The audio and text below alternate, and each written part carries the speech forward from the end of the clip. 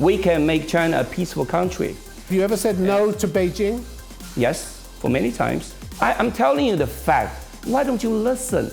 Politicians in Taiwan have been out campaigning in presidential primaries ahead of next year's election, with the topic of relations with China very much on the agenda. My guest this week, outside the capital Taipei, is Chou Hsi-wei, who's been seeking the nomination of his pro-Beijing party, the Kuomintang. As China pushes with increasing urgency for reunification and the Taiwanese continue to reject it, what on earth has his party got to offer?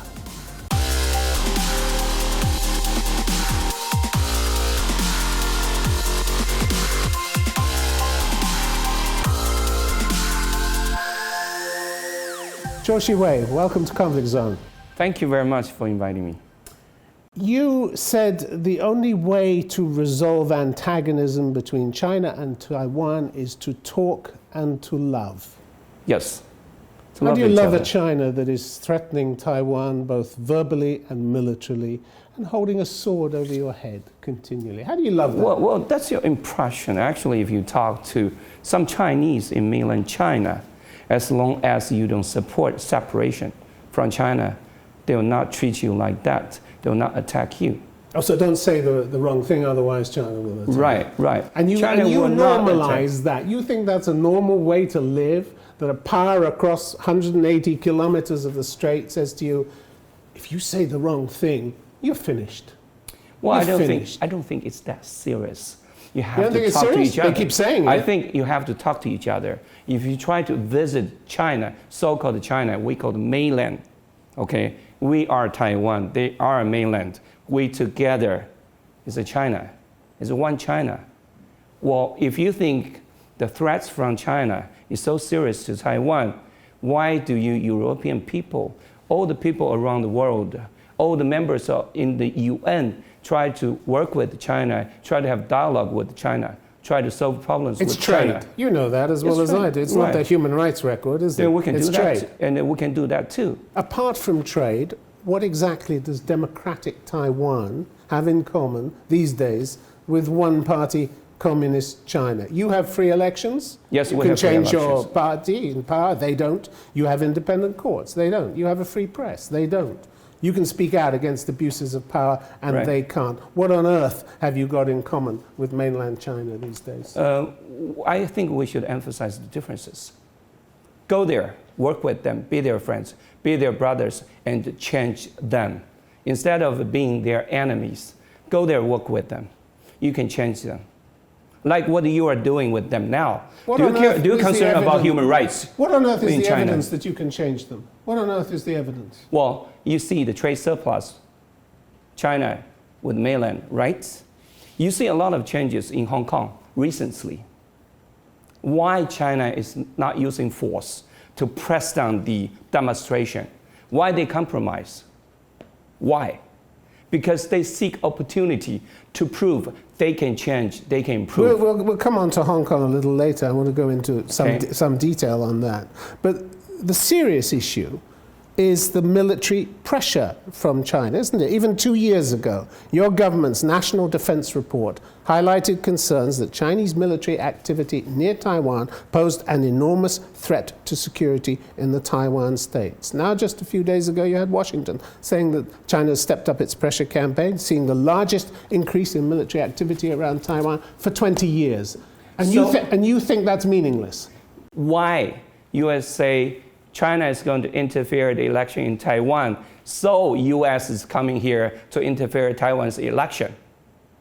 You're happy with these bullying tactics because that's what they are. I'm not happy about bullying thing, but that's what China's doing. I'm happy about, we can do business with each other. We can ask China to make changes. We are the only people on earth believe that we can make that happen. We can make China a peaceful country. When you look back the history, who are the invaders? Who are the invaders? Japan, right? Who participate in the wars in Asia? You want to live in history or you want to live in the present? No, I want to live in the present. In modern and you society, want to assure people's future. I want to make history clear that who are the invaders. Okay, If you want to be someone's enemy, then they will be your enemy. If you want to be someone's friend, Oh, if only then life you can was be that my friend. easy. If only life that was easy. Let me tell you one thing. Why U.S. is selling F-16 to Taiwan instead of F-35, and U.S. is selling F-35 to Korea, to Japan, to Singapore, to other countries? Why the United States gave the Diaoyu Island to Japan instead of Taiwan? It was our territory. Why the U.S. is doing that to Taiwan? Mr. Chou, Katie Chen, Vice President of the Taiwan Foundation for Democracy, said last month that more and more Taiwanese feel their nation is now under existential threat. And you seem to be out of touch with that feeling totally, don't you? You don't feel under existential threat. I feel the reality. I feel the reality. I know how to deal with the Chinese in mainland. I know what's the facts. I know. You haven't had to deal with them. You haven't had to deal with them as a politician. I try to deal with them. When I was the mayor here, the biggest city mayor, I worked with the city in Nanjing. I try to communicate with them. I try to work with them, try to ameliorate carbon emission issues, environmental issues, education issues. We work with them. What about the diplomatic front, where they continue to squeeze you, where they ramp up the pressure, where they try and persuade countries to drop their recognition, diplomatic recognition of you? You did that, not China. You lost it. China didn't do that? Remember this. You lost 3 in 2018 thanks to Chinese pressure. You're now down to 17 countries. And thank you. You recognize China. You don't recognize the Republic of China. You recognize you mean People's Taiwan, Republic when of you're China. talking about Republic of China. No, the Republic of China is Taiwan. We were the representative of China before 1971, and the UN. I talk presidency. You always go back to history. And say the PRC. No, I'm telling you the fact. We exist here. The ROC exists here. And that's what you call the Taiwan. But you never recognize the ROC here. You recognize the PRC, right? Well, in the UN, I read an article recently. We adhere to one China policy as regards to Taiwan and Hong Kong. And I think it should be defined like this. We adhere to one China policy as regards to mainland, Taiwan, Hong Kong, and Macau. Mr. Chou, you're not talking about China that continues efforts to thwart Taiwan's participation in international organizations like the World Health Organization and Interpol, for instance. You want to be members of those organizations. We want to. China only you can help us. Is trying to stop it. Why you agree to stopping us? Why do you never criticize China? Are you scared? Are you scared of China? Everybody. I'm criticizing everyone. No. Even China too. No, they shouldn't do that. I didn't say that. We've read a lot of I haven't had time to express my opinion about China's boycotting and stop. This is wrong. No, I have to tell you one more thing. The UN, the EU, even Germany, you recognize the PRC. You don't recognize the ROC. And I truly hope one day you recognize the ROC. You help us to participate, WHO, okay, And you think China isn't going to block that? Yes, well, we can talk to them. We should try to talk to them. Oh, you're talking as achieved such great results. No, KMT. It's achieved such great results. KMT did that. KMT did that. KMT tried to talk to mainland China. And they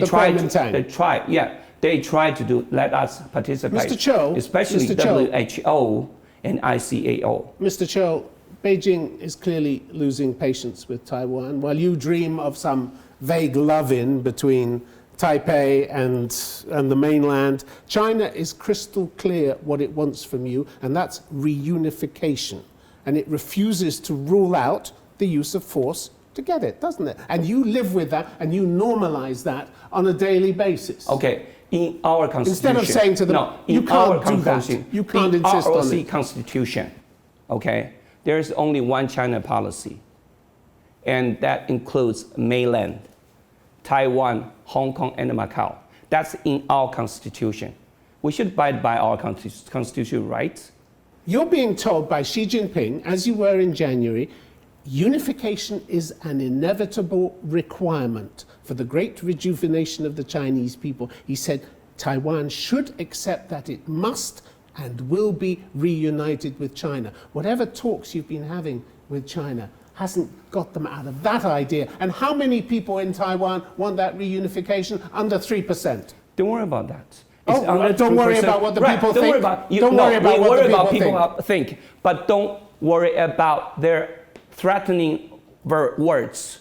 Why don't you stand up to those threatening words? Well, we stand up too. You don't. We stand up to that.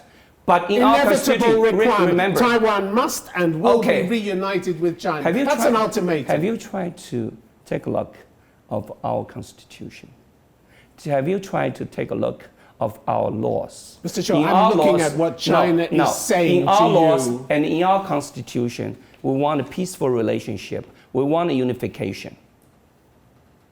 The people don't. It's true. The people don't. No, that's in our law and the constitution. The people don't. It doesn't matter what the people want. Then try to amend the constitution. That's your perception. Our people here want to have a peaceful relationship with the mainland. And we want to make money. We want to do business together. We want to have a democracy in the future in mainland China, but not fighting against them, not taking them as an enemy, trying to be their friends and try to change them by participation, like what you do in the Europe. That's working so well, isn't it? The reality is, Mr. Chou, that Beijing's push on unification puts your party, the Kuomintang, into a very difficult position, doesn't it? Your veteran China expert, Chou Hsi, actually said that. He said, Xi Jinping took away all the space for ambiguity, and that puts us, the Kuomintang, in a very difficult situation. That difficulty being that your party is being told, get on with this by China, and you don't have a policy of standing up to it, do you? I do have a policy. What is it? I declare that. I claim that. I want to unify China. I want to unify under Taiwan's mainland. Rules. Yes. Some chance. 23 million people in Taiwan against more than a billion. I have the courage to say that. That's my policy. It's not fantasy. It's fantasy. You have to remember the history, in the world. You have to understand the history in the world. What's happening now? Unification, separation? Yes. Yes, that's the process. Unification, separation, separation, unification. That's the track of the history. But there's one thing very important. It's not what the people want. Never mind the track of history. Why don't you try to help us? Track of history is just words, isn't it? Track of history is just words. It's the facts. The question is what people want now. The fact is that the vast majority of your population don't want unification with China. Have you ever stood up to China? I stand up. Have you ever said no to them? I stand up for the Republic of China. Have you ever said no to Beijing? Yes. For many times. What, on human rights issues, for instance? Yes. Really? Yes. The continuing crackdown on human rights activists? When Tiananmen issue accident happened. That was 30 years ago. I vetoed them. That was 30 years ago. Whenever I went to China, I told them, you need to introduce democracy to your society. Oh, they're listening. Yes, they're really listening. So we see the biggest crackdown in 25 years taking place on human rights activists. Human Rights Watch reported last year, human rights defenders continue to endure arbitrary detention, imprisonment, and enforced disappearance. Yes. And you say nothing about that. Have you heard I said anything about that? I did. Just now. I even told them. Because you don't know my history dealing with them. I have many dialogues with them. I told them you have to improve. That's human rights. That's international standards of treating your people. I told them to. Okay? I have to tell you one thing. If you don't participate, if you don't join them, if you don't treat them like they can improve, then nothing good is going to happen. It's a fine line between that and appeasement, isn't it? Yes. It's a very fine line. Yes, very fine line. It's very ambiguous. But you have to do that from your heart. People know that. Ever spoken up for the Taiwanese democracy activist Li Ming-che? It's more than 2 years since he was forcibly disappeared. You hadn't heard of him. Li Ming-che. It's more than 2 years since he was forcibly disappeared by police in China's Guangdong province and charged with subversion of state power. He's a citizen of Taiwan. You don't talk about it. You don't even know his name. No. He's in terrible conditions. Human rights groups around the world have been campaigning for his release. No. What about our government? He's sentenced to 5 years in jail. Can't Yes. get phone calls, can't get letters. 4 times his wife was prevented from going to mainland China to visit him. And You know, his rights are being abused. around 20 years ago, I tried to talk to Chinese communists to release an espionage suspect, a lady who just got married and who's released recently. I talked to our government too, when Kuomintang was the ruling party, and they didn't step in. They didn't try to rescue her. She was sentenced to death. However, in jail for 20 years.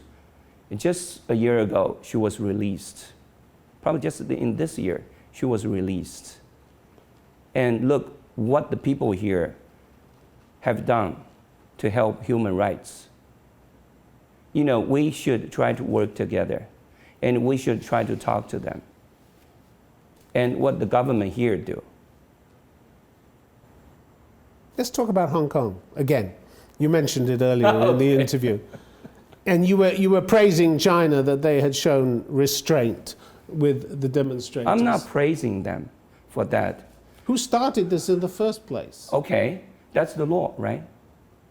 For what? The demonstrators will tell you that it was the constant erosion of their freedoms under the one country, two systems formula that forced them onto the streets anyway. The denial of universal suffrage, the kidnapping of booksellers, the banning of a political party, the prevention of elected legislative councillors taking their seats because they didn't like their politics.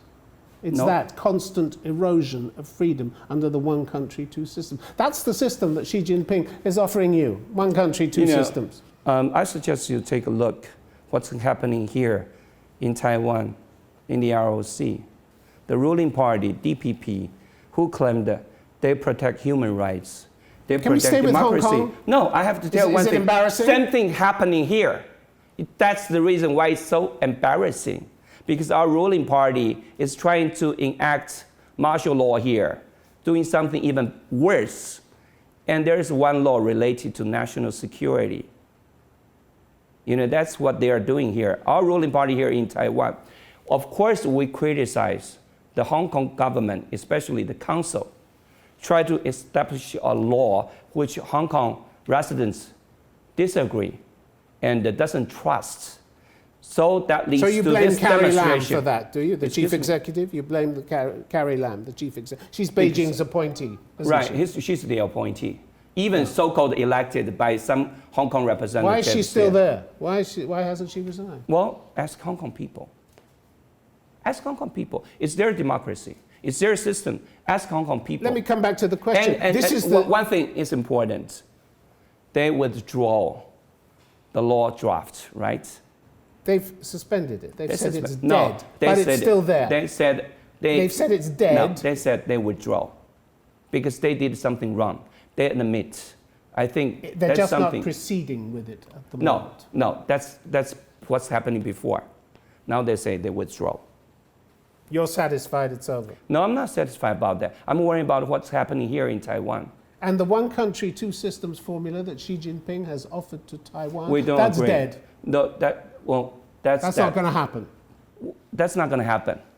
Then you mean Hong Kong is not going to have different systems from China's system? Isn't the lesson I think the system should exist because that's the window shop for Chinese. They should show that improvement of democracy to the world, Hong Kong system. They should. If they try to violate that, it's going to embarrass them. Mr. Chou, isn't a lesson that you should take away from Hong Kong is that China doesn't live up to its promises on democracy? Isn't that the lesson? I think... Despite you talking and wanting to love China, they don't live up to their promises, do they? I think we should try to change them. We should try to improve them. You should first say no to them. Well, how do you know I didn't say no to them? I've been doing that for so many years. Every time I visited China, I talked to them. I say improve your system, especially a democratic system.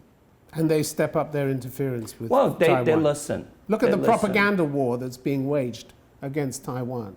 A study by the University of Gothenburg in Sweden said you're one of China's major targets for spreading disinformation. Happy about that? Direct interference. Well, I think in your political affairs. DROC, so-called Taiwan, should be more open to outside world, especially Western societies. You're avoiding the question about China's that. disinformation campaign. Yeah. Well, China is trying to do that, but other countries also try to do that too. I think we should take active actions in solving their problems. We're a very open society, but not open enough to the outside world. Take a look how many English-speaking channels here. Take a look about how much international media existing here in Taiwan. We're not exposed enough to the outside world. However, the politicians here try to close the door. China tries to close your door. We. China wants international isolation for you. We emphasize localization so much instead of internationalization. That's what's you don't want to see what China's doing, do you? No, we need to improve ourselves first. You don't want to admit it? No, we want to improve ourselves too. We also want to improve China. Remember, I want to take active process, active approach to China to make China change. This idea that you can make China change, which frankly is pretty much of a long shot. Why should people vote for your party next year? Well, if you're selling fantasies like that, why? No, we're not selling fantasies. Be realistic. It's a difficult competition. Why don't you try to realize what DPP can do? DPP is the ruling party. Can influence the election. And why don't you take a look what we're fighting for? We're fighting for true democracy here. And DPP is ruining democracy here. We're trying to build up a peaceful relationship with China, with the mainland. We're trying to create a better society here. We're trying to introduce your systems, your values here to Taiwan. We're trying so hard to do that. If we want to convince all people here that KMT can rule this country perfectly well, then we have to respect the democracy. We have to open our society to the outside world. We have to be honest to our people. But our ruling party is cheating our people. Well, the bad news for you is that a plurality of Taiwanese, 45%, don't identify with your party or the ruling DPP. Then take a look. You're right.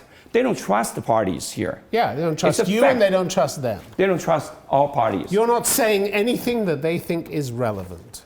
Well, I believe what they're saying is relevant. We realize the fact already. People don't trust the parties here. People don't trust the politicians here.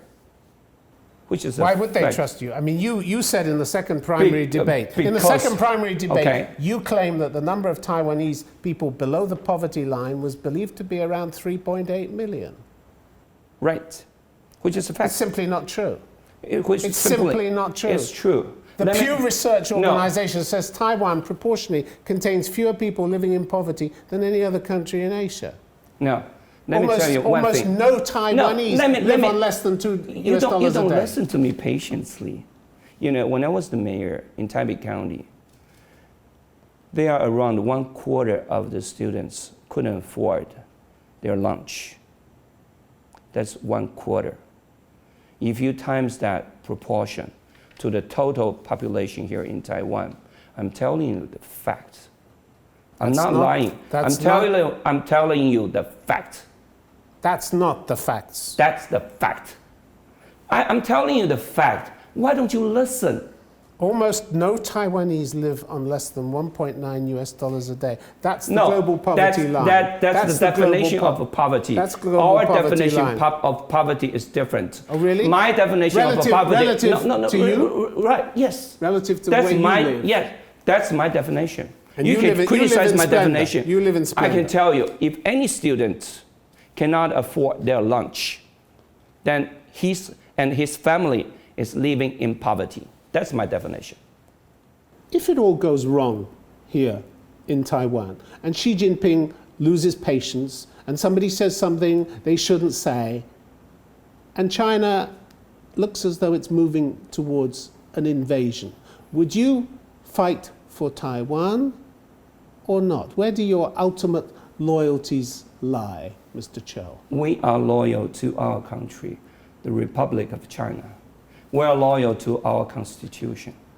You would fight China, would you? Yes. Yes. If they violated our constitution to preserve and protect our people and defend our people, I'll fight against China. Chou Hsi-wei, it's been good to have you on Conflict Zone. Thank you. Thank you very much indeed.